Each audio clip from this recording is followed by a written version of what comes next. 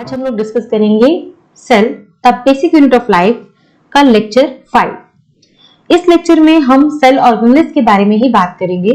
Last time जो मैंने आपके साथ सेल ऑर्गेनेल्स में डिस्कस किया था वो किया था एंडोप्लाज्मिक रेटिकुलम, और आज के लेक्चर में हम लोग डिस्कस करेंगे गोल्जी एपरेटस और लाइसोसोम्स के बारे में। तो चलिए हम लोग स्टार्ट करते हैं गोल्जी एपरेटस के बारे में कि गोल्जी एपरेटस क्या होता है। गोल्जी एपरेटस जो है, गोल्जी एपरेटस की अगर हम बात करें तो गोल्जी एपरेटस जो है, सबसे पहले तो हम इसका लिखते हैं नाम, गोल्जी एपरेटस। गोल्जी एपरेटस को आप गोल्जी कॉम्प्लेक्स के नाम से भी जानते हैं, ठीक है। इसको आप गोल्जी कॉम्प्लेक्स के नाम से भी जानते हैं, ठीक है। गोल्जी एपरेटस या गोल्जी कॉम्प्लेक्स एक ही बात है। सबसे पहले इसकी बात करें तो ये आता है कि इसको डिस्कवर किसने किया, इसको डिस्क्राइब किसने किया। तो it was described by Camillo Golgi. Camillo Golgi. In which year? In 1898। तो कैमिलो गोल्जी को ही ऑनर करने के लिए इसका जो नाम है वो गोल्जी एपरेटस और गोल्जी कॉम्प्लेक्स रखा गया, ठीक है। तो ये तो आपको समझ आ ही गया कि इसको डिस्कवर करने वाला या इसको डिस्क्राइब करने वाला था कैमिलो गोल्जी। और कई बारी ये आ सकता है हु डिस्कवर्ड गोल्जी एपरेटस, तो आंसर होगा कैमिलो गोल्जी। उसके बाद जो क्वेश्चन उठता है कि ये होता क्या है, तो ये जो है it is specialised portion of, it is specialised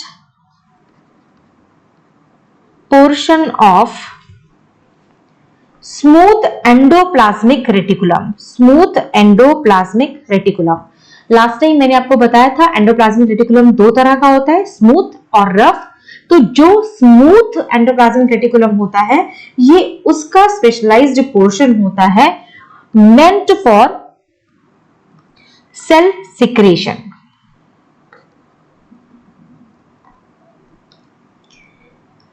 अब ये कहां प्रेजेंट होता है? It is present in all eukaryotic cell.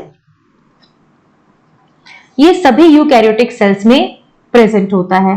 क्या इसकी कोई एक्सेप्शन होती है? क्या कोई ऐसा चीज होती है जो यूकैरियोटिक हो और उसमें ये प्रेजेंट ना हो? तो इसकी एक्सेप्शन है आरबीसीज। आरबीसीज के अंदर गोल्जी एपरेटस प्रेजेंट नहीं होता, ठीक है। अब बात करते हैं कि किस चीज से मिलकर बना है। तो अगर हम इसके बारे में बात करें कि किस चीज से मिलकर बना है या कैसे बना है, तो it consist of flattened sac, जिसका हम नाम लिखते हैं सिस्टर्नी। सिस्टर्नी, ठीक है। और क्या होता है इसके अंदर? फ्लैटेंड सैक हो गया, इसके अंदर होती है वेसिकल्स, ठीक है। वेसिकल्स और वैक्यूल्स, ठीक है। फ्लैटेंड सैक या सिस्टर्ने होते हैं, वेसिकल्स या वैक्यूल्स होते हैं। अब ये जो सिस्टर्ने हैं जिसकी हम बात कर रहे हैं, ये सिस्टर्ने जो हैं दे अकर इन स्मॉल स्टैक्स। ये स्टैक्स में होती हैं, ठीक है। अब गोल्जी कॉम्प्लेक्स के दो फेसेस होते हैं। गोल्जी कॉम्प्लेक्स या जो गोल्जी का स्टैक है, Golgi stack has a convex cis face and A concave trans face. ठीक है, इसके अंदर कन्वेक्स सिस फेस है और कनकेव ट्रांसफेस है।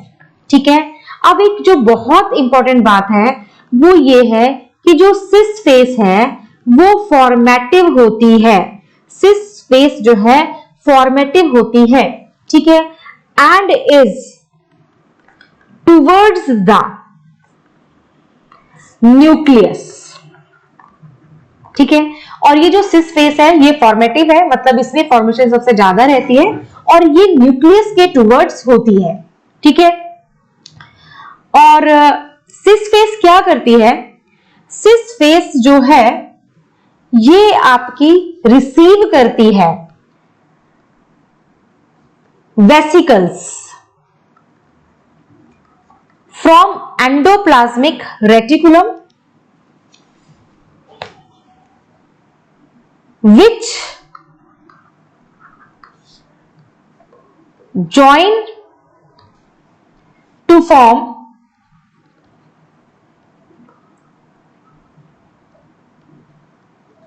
new cisternae of Golgi। ठीक है, अब जो आपकी ट्रांसफेज है, ठीक है, आपके पास एक ट्रांसफेज है। ट्रांसफेज क्या कंटेन करती है? ट्रांसफेज जो है वो आपकी बनाती है, फॉर्म करती है secretory vacuoles and lysosome. Secretory vacuoles and lysosomes. ठीक है, तो आपको क्या समझ आया कि गोल्जी एपरेटस न्यूक्लियस और प्लाज्मा मेम्ब्रेन के बीच में होता है, और जो ट्रांसफॉर्म है ये आपकी जो है and it is towards plasma membrane.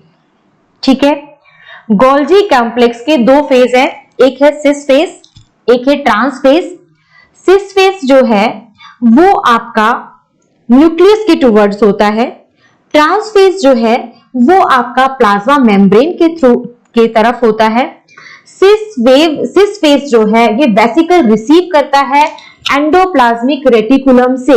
ठीक है, एंडोप्लाज्मिक रेटिकुलम से जो ज्वाइन करके न्यू सिस्टर्नी बनाते हैं गोल्जी की। ट्रांसफेज जो है ये फॉर्म करता है सिक्रीटरी वैक्यूल्स और लाइसोसोम का, और ये जो है ये टुवर्ड्स प्लाज्मा मेम्ब्रेन आपकी प्रेजेंट होता है। और ये ध्यान रखिएगा, इट इज मैच्योरिंग फेज। ठीक है, इट इज मैच्योरिंग फेज। तो आपको सिस फेज का भी पता चल गया। सिस फेज जो है वो आपकी कैसी फेज है? सिस फेज जो है वो आपकी फॉर्मेटिव है। ट्रांस फेज कैसी है? मैच्योरिंग है। अब एक खास बात जो आपको याद रखनी है वो ये है कि जो गोल्जी एपरेटस जो है प्लांट सेल में अगर बात करें, यूकैरियोटिक में तो है ही है गोल्जी कॉम्प्लेक्स, प्लांट सेल के अंदर जो गोल्जी कॉम्प्लेक्स है, जो गोल्जी एपरेटस है, ठीक है, ये आपका बना हुआ है, Golgi apparatus consist of several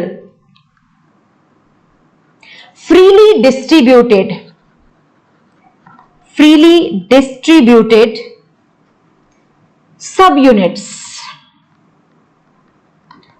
called dictysomes। ठीक है, क्या बोलते हैं इनको? DICTYOSOMES,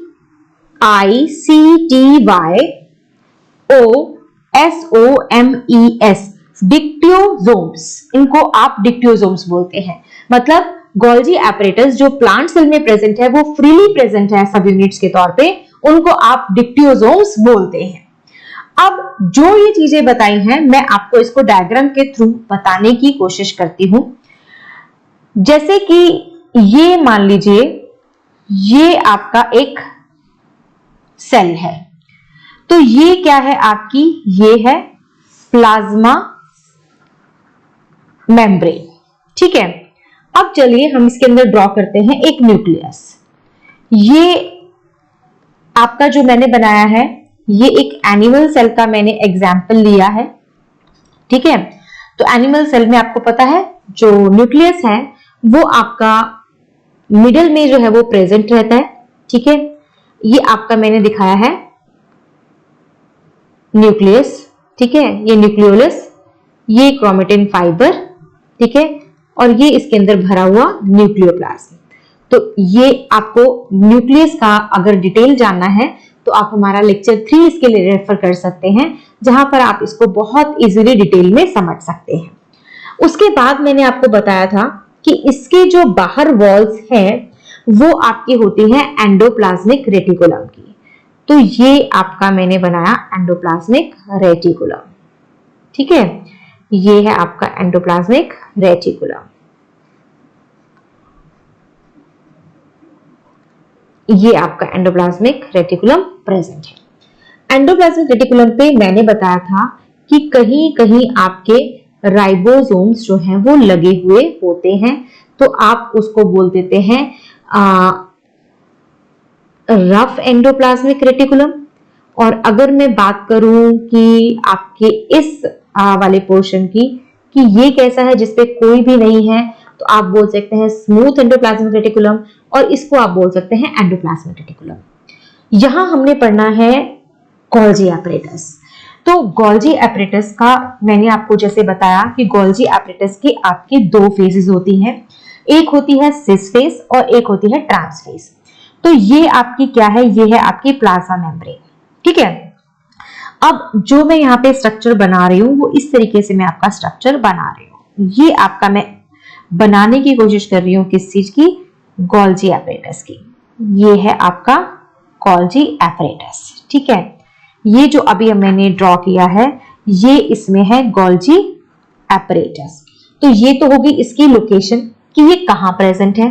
ठीक है, उसके बाद इसके अंदर क्या क्या चीजें और प्रेजेंट है, तो अब हम देखेंगे इसी स्ट्रक्चर को और डिटेल में।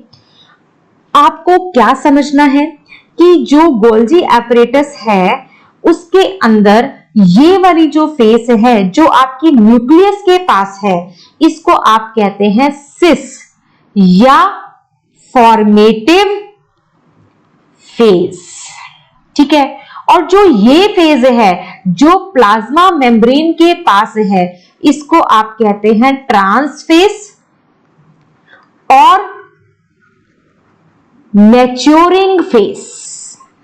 ठीक है, तो ये आपकी सिस फेज है, ये आपकी ट्रांस फेज है।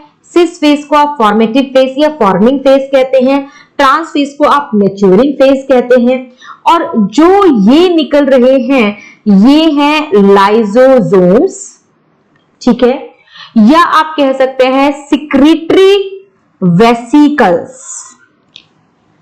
Secretory vesicles. तो आपने जो पॉइंट्स पढ़े थे वो आई थिंक आपको समझ आए हैं। अब जो ये स्ट्रक्चर देख रहे हैं, ये जो स्ट्रक्चर है this is called Golgi cisternae. ठीक है, गोल्जी सिस्टर्नी। अब इनका क्या दिख रहा है, इनका आपको दिख रहा है stack. This is stack of Golgi cisternae. ठीक है, ये आपका गोल्जी सिस्टर्नी है। तो आपको मैंने यही बताया था कि जो गोल्जी एपरेटस है ये फ्लैट सैक या सिस्टर्नी का बना होता है और वेसिकल्स का बना होता है। तो आपको इसके अंदर सिस्टर्नी भी दिख गई, इसके अंदर आपको वेसिकल्स भी दिख गई हैं। तो यही 2 चीजें जो है आपका गोल्जी एपरेटस बनाती हैं। गोल्जी एपरेटस का कन्वेक्स, ये आपका कैसा है, कन्वेक्स। कन्वेक्स आपका क्या है, सिस फेस है। और ट्रांस फेस कैसा है, ट्रांस फेस आपका मैच्योरिंग यानी कि कनकेव होता है। ठीक है, सिस फेस आपकी फॉर्मेटिव होती है, ट्रांस फेस आपकी जो है वो मैच्योरिंग होती है। और सिस फेस जो है ये वेसिकल कहां से रिसीव करती है, ये एंडोप्लाज्मिक रेटिकुलम। एंडोप्लाज्मिक रेटिकुलम के अंदर क्या होता है, अगर हम एंडोप्लाज्मिक रेटिकुलम का स्ट्रक्चर देखें तो इस तरीके का ट्यूबुलर स्ट्रक्चर होता है, जिसमें कहीं कहीं क्या होता है आपके इस तरीके से वैक्यूल्स जो है वो आपके जनरेट होते हैं। तो ये वैक्यूल्स जो हैं ये आगे आपके गोल्जी एपरेटस के स्टैक के अंदर आपका जो है इन वैक्यूल्स को शिफ्ट करता है। तो जो आपका रफ एंडोप्लाज्मिक रेटिकुलम वाला पोर्शन है, रफ एंडोप्लाज्मिक रेटिकुलम के पोर्शन में जहां पर आपका स्मूथ वाला पोर्शन आएगा, वहां से आपकी ये फेजेस जो है वो जेनरेट होती है, ट्रांसपोर्ट होती है वेसिकल्स, और आपकी ये इन सिस्टर्नी से होते हुए, प्लाज्मा मेम्ब्रेन से होते हुए आपके बाहर भी निकल सकती है। मेम्ब्रेन जो है, जो प्लाज्मा मेम्ब्रेन है, ये सेलेक्टिवली परमेबल है, तो ये आपके मटेरियल को बाहर निकलने में हेल्प करती है। तो ये आपका हो गया इसके बारे में। और प्लांट सेल के अंदर क्या होता है, ये इसका कोई इस तरह का स्ट्रक्चर नहीं होता, ये फ्री यूनिट्स की फॉर्म में होता है जिसको हम डिप्टियोसोम्स बोलते हैं। तो अब हमें पता होने चाहिए कि फंक्शंस क्या हैं गोल्जी कॉम्प्लेक्स के।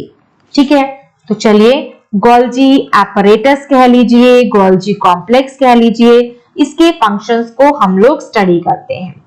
इसके फंक्शंस में आपका पहला फंक्शन क्या है कि ये हेल्प करते हैं सिंथेसिस ऑफ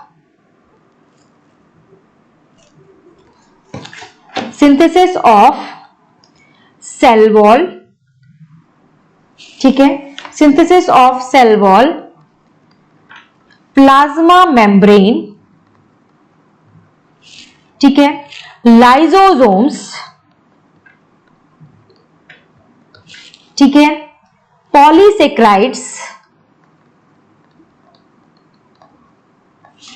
एंड ग्लाइकोप्रोटीन्स। ठीक है, ये इन सब की सिंथेसिस में हेल्प करता है। सेकंड पॉइंट, ये सिक्रीशन में भी हेल्प करता है, secretion of mucus, enzymes and hormones and storage of secretory products.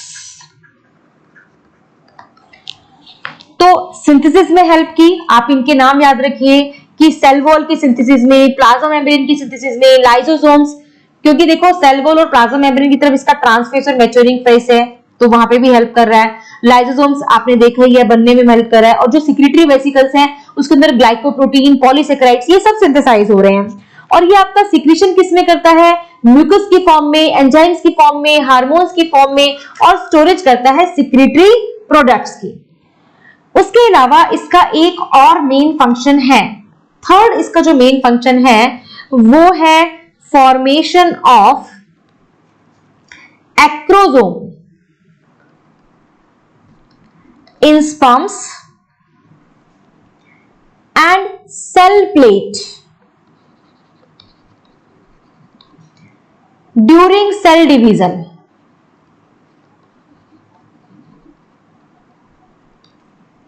In plant cell, तो प्लांट सेल में इनको डिक्टियोसोम्स भी बोलते हैं, और सेल प्लेट की फॉर्मेशन भी आपकी सिर्फ प्लांट सेल के अंदर होती है, तो वहां पर ये आपको हेल्प करता है। तो यहां आपको मैंने पढ़ाया कि जो गोल्जी एपरेटस है ये लाइसोसोम की फॉर्मेशन में हेल्प करता है, और कई बार जो है एक जो बहुत इंपॉर्टेंट पॉइंट मैं अभी आपको बता रही हूं कि कुछ केसेस में, in some cases, complex sugar may be made from simple sugar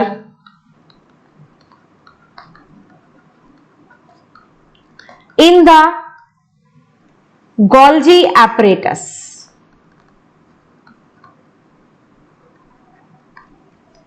तो ये चीज आपको याद रखनी है। तो बेसिकली इसके फंक्शन किसमें इन्वॉल्व हुए, अगर हम इसको लर्न करने के पर्पज से याद करें कि इसके फंक्शन क्या है, तो इसका मेन फंक्शन क्या है, storage, modification and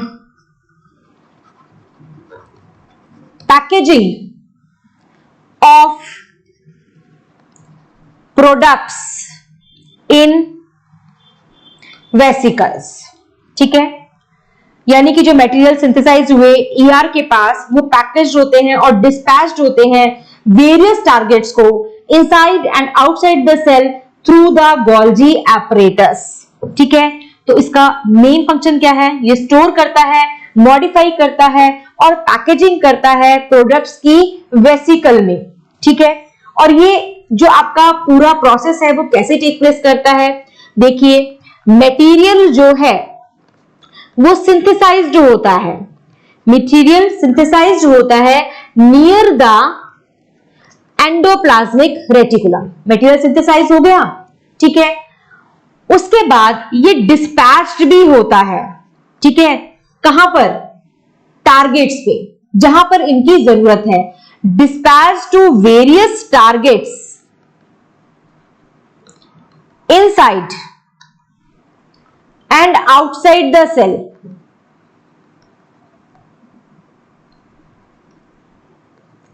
outside the cell through Golgi apparatus। ठीक है, तो this is all about Golgi apparatus। अब हमने जो नेक्स्ट टॉपिक आज का पढ़ना है वो पढ़ना है लाइसोसोम्स।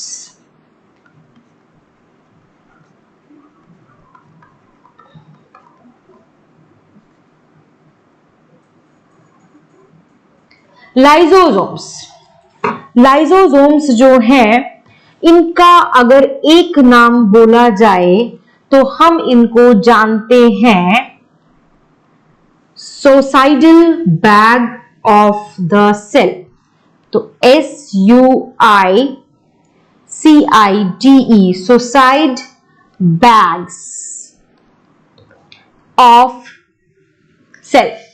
ठीक है, ये इनका एक नाम है जिससे ये जाने जाते हैं। तो कई बारी क्वेश्चन आ जाता है, which cell organelles is known as suicide bag of cell? The answer is lysosomes. ठीक है, अब लाइसोसोम के बारे में जानते हैं कुछ और इंटरेस्टिंग फैक्ट्स जो हमें लाइसोसोम के बारे में पता होने चाहिए।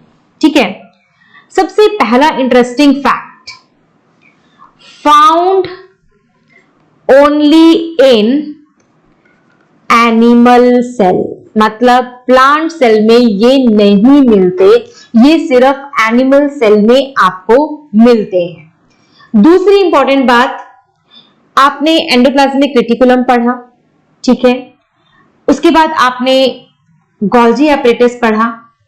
ठीक है, तो चाहे आप एंडोप्लाज्मिक रेटिकुलम पढ़ रहे थे, चाहे आप गोल्जी एपरेटस पढ़ रहे थे, ये दोनों ही डबल मेम्ब्रेन बाउंड स्ट्रक्चर्स हैं। तो इसकी खास बात क्या है? ये आपका सिंगल मेम्ब्रेन बाउंड स्ट्रक्चर होता है, इसकी सिंगल मेम्ब्रेन होती है।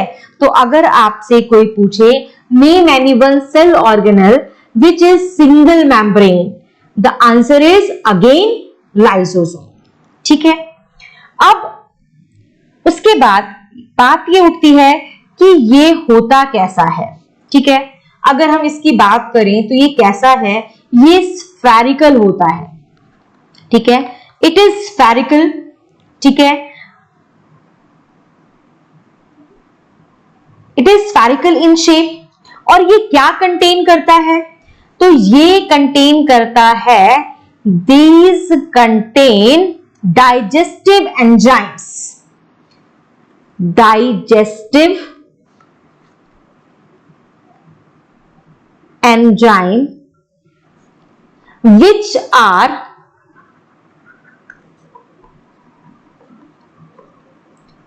synthesized in rough endoplasmic reticulum.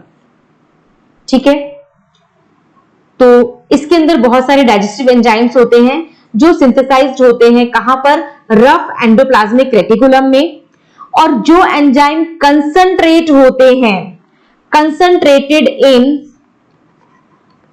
Golgi apparatus and packed in lysosomes. तो देखिए, मैं आपको इस लाइन को समझा रही हूं। आपके पास ये डाइजेस्टिव एंजाइम्स हैं, ठीक है। ये सिंथेसाइज कहां हुए? ये सिंथेसाइज हुए रफ एंडोप्लाज्मिक रेटिकुलम से में। सिंथेसाइज होने के बाद ये कहां गए? ये गए गोल्जी एपरेटस में। क्यों गए? क्योंकि यहां इन्हें कंसंट्रेट होना था। कंसंट्रेट होने के बाद ये पैक्ड कहां हुए? लाइसोसोम्स में। डाइजेस्टिव एंजाइम सिंथेसाइज हुए रफ एंडोप्लाज्मिक रेटिकुलम में, कंसंट्रेट हुए गोल्जी एपरेटस में, और पैक्ड हुए आपके लाइसोसोम में जाकर। तो न्यूक्लियस के बाहर क्या प्रेजेंट है? Endoplasmic reticulum. वहां ये डाइजेस्टिव एंजाइम्स बने, गोल्जी एपरेटस से होते हुए ये लाइसोसोम में आपके पैक्ड हो गए। अब बात ये उठती है कि इनको हम सुसाइड बैग्स क्यों कहते हैं, ठीक है। क्यों? क्योंकि ये ऑटो डाइजेशन कर सकता है, अपने आप को डाइजेस्ट कर सकता है सेल, इसलिए इसको सुसाइड बैग कहा जाता है। अब ये कहता है कि जब ये रिलीज्ड होता है, ठीक है, when released these enzyme bring about digestion of various cytoplasmic structure। और अगर ये एंजाइम्स जो हैं जो सेल में रिलीज हो जाएं तो उसकी वजह से ऑटो डाइजेशन ऑफ सेल हो सकती है, इसीलिए लाइसोसोम्स को हम सुसाइडल बैग्स कहते हैं।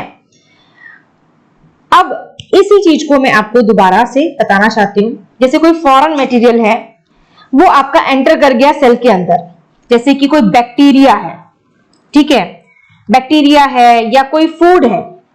ये फूड पार्टिकल और बैक्टीरिया जो है ये हमारे सेल के अंदर एंटर कर गया, ठीक है।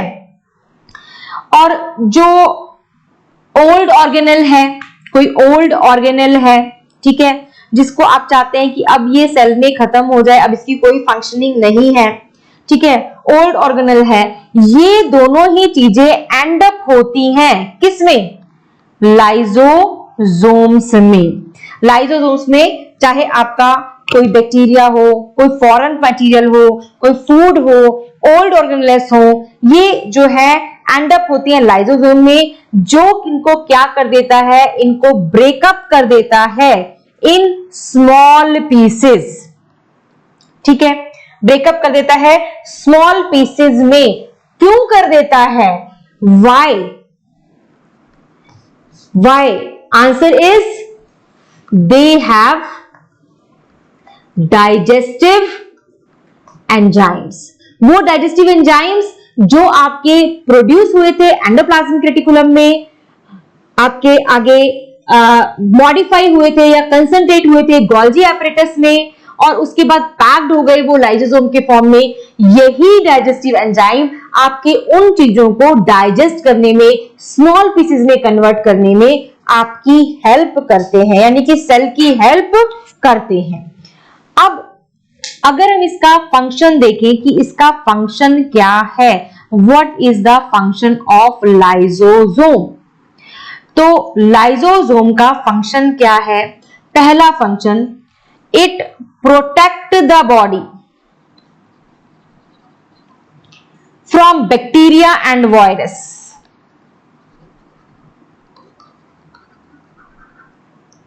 Bye digesting them.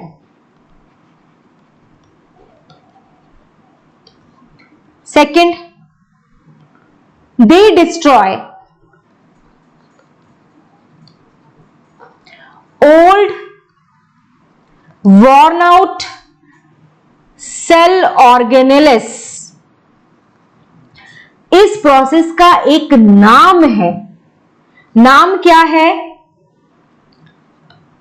Autolysis, worn out cell का खत्म होना, वॉर्न आउट सेल ऑर्गेनेल्स का खत्म होना, डिस्ट्रॉय होना ऑटोलिसिस कहलाता है। ठीक है, इसके अलावा और क्या फंक्शन हो सकते हैं लाइसोसोम के? इसके अलावा भी इसके फंक्शंस हैं, चलिए इसके और फंक्शंस को स्टडी करते हैं। थर्ड फंक्शन क्या है? They digest the stored food, they digest the stored food and even own organelles during starvation, starvation कहते हैं भूख के समय। ठीक है, अब इस टर्म का क्या नाम है? इस टर्म का नाम है ऑटोफैगी। मतलब जब हमें जरूरत है, हम भूखे हैं, तो हमारे जो स्टोर्ड फूड है, इवन सेल ऑर्गेनेल्स है, ये भी डाइजेस्ट होके हमें एनर्जी प्रोवाइड करते हैं। तो लाइसोसोम्स जो हैं, they digest the stored food and even own organelles during starvation. This is called autophagy. इसके अलावा ये और क्या कर सकते हैं? फोर्थ पॉइंट देखिए, they provide energy, they provide energy by controlled breakdown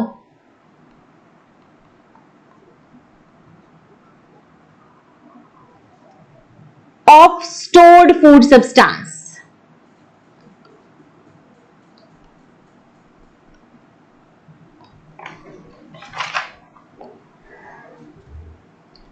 उसके अलावा क्या कर सकता है?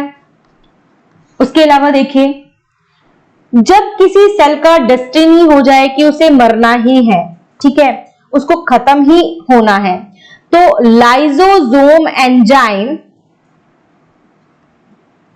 Digest the whole cell. इस टर्म को आप क्या नाम देते हैं?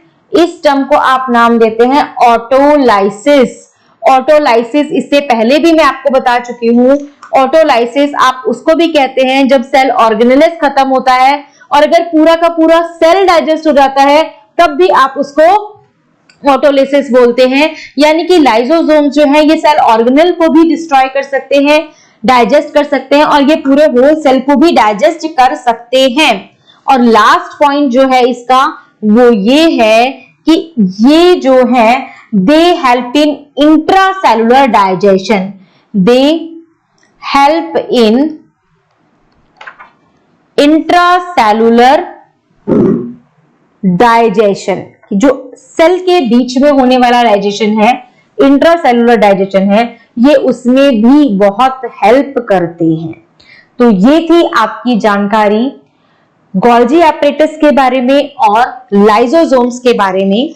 नेक्स्ट लेक्चर में हम लोग डिस्कस करेंगे about two main cell organelles, that is mitochondria and plastid.